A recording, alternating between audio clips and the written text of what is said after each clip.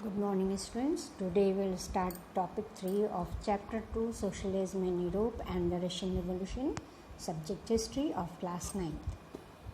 Contains topic 3, the February Revolution in Petrograd, topic 3.1, after February, topic 3.2, the Revolution of October 1917. Topic 3, the February Revolution in Petrograd. In the winter of 1917, conditions in the capital Petrograd were grim. There were divisions among its people. The workers' quarter and factories were located on the right bank of the river Neva.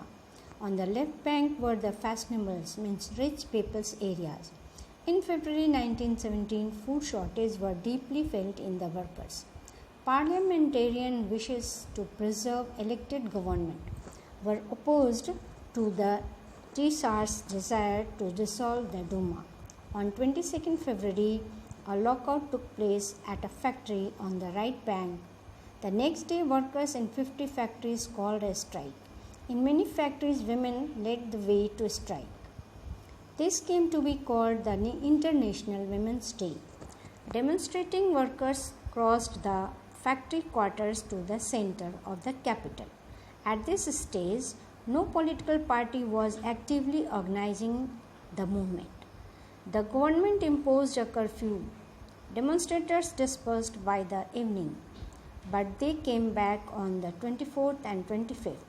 The government called out the cavalry, means horse riders or Cossacks, and the police to keep eye on them.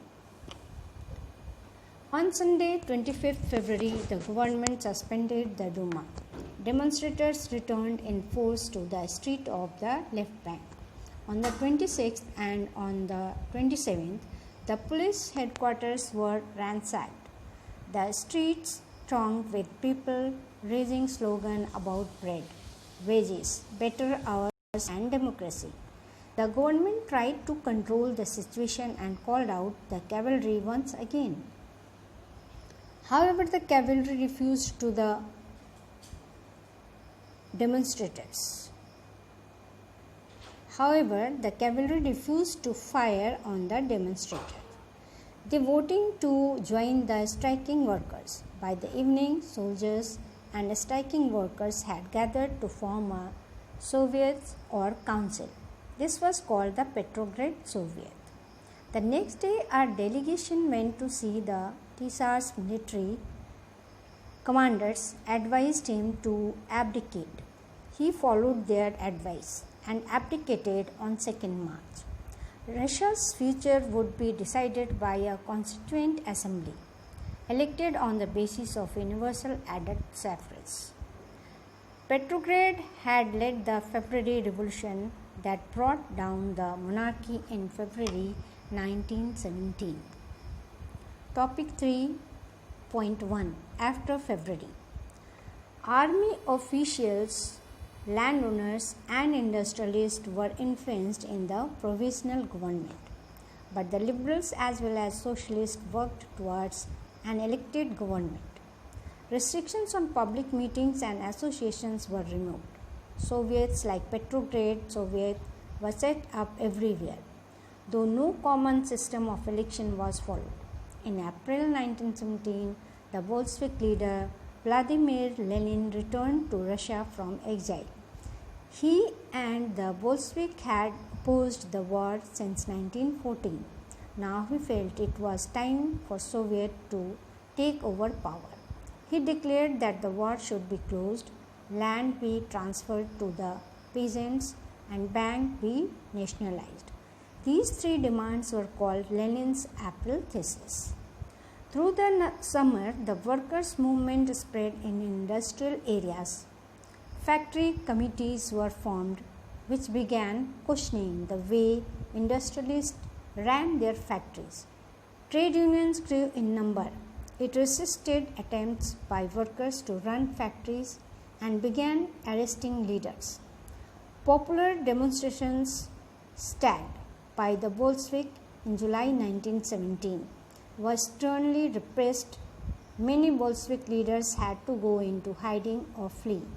Meanwhile, in the countryside, Peasants and their socialist revolutionary leaders pressed for a redistribution of land. Land committees were formed to handle this.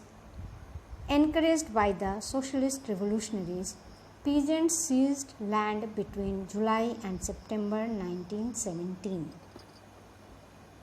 The Revolution of October 1917. As the conflict between the provisional government and the Bolsheviks grew, Lenin feared the provisional government would set up a dictatorship. On 16th October 1917, Lenin persuaded the Petrograd Soviet and the Bolshevik Party to agree to a socialist seizure of power. A military men loyal to the government seized the building of two Bolshevik newspapers. Pro-government troops were sent to take over newspaper, telephone and telegraph offices and protect the Winter Palace. The Military Revolutionary Committee ordered its supporters to seize government offices and arrest ministers.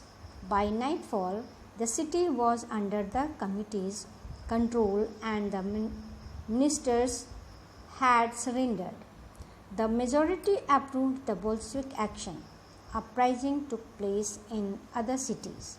There was a heavy fighting in Moscow, but by the December, the Bolshevik controlled the Moscow Petrograd areas. Thank you.